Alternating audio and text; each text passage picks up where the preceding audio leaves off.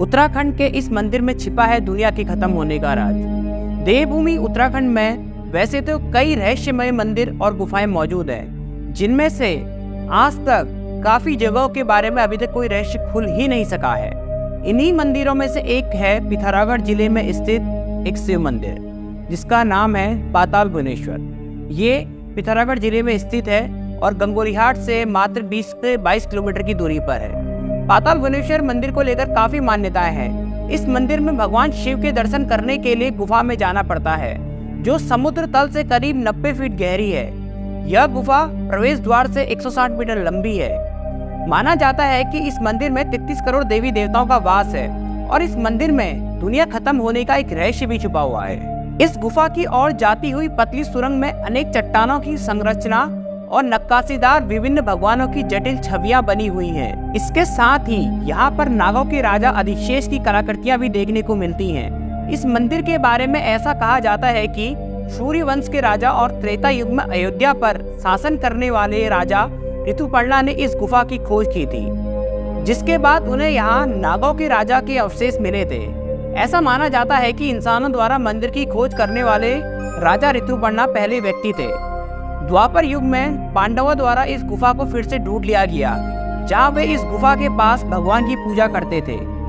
एक उल्लेख है कि खुद महादेव शिव पाताल भुवनेश्वर में रहा करते हैं और अन्य देवी देवता उनकी यहाँ पूजा करने आते हैं। वही स्कंद पुराण के अनुसार पहली बार 8वीं शताब्दी में आदि गुरु शंकराचार्य ने इस गुफा की खोज की थी और उन्होंने ही राजा को इसकी जानकारी दी थी।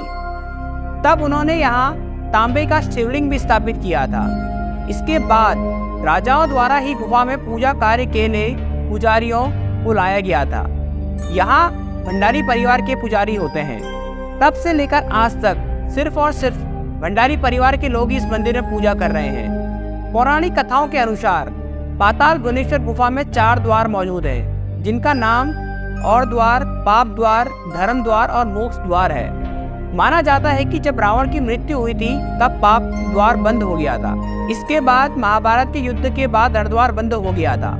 इस मंदिर को लेकर खास बात यह है कि यहाँ पर 4 खंबे हैं, जो युगों के हिसाब से है, यानी सतयुग, त्रेता युग, द्वापर युग और कलयुग के नाम से है। सभी खंबे में तो कोई बदलाव नहीं है, लेकिन कलयुग के खंबे की लंबाई दूसरे खंभों से कहीं ज्यादा है। इस मंदिर में प्रवेश करने से पहले मेजर समीर कटवाल के मेमोरियल से होकर गुजरना पड़ता है। कुछ देर चलने के बाद एक ग्रिल गेट मिलता है, जहां से पाताल भुवनेश्वर मंदिर की शुरुआत होती है।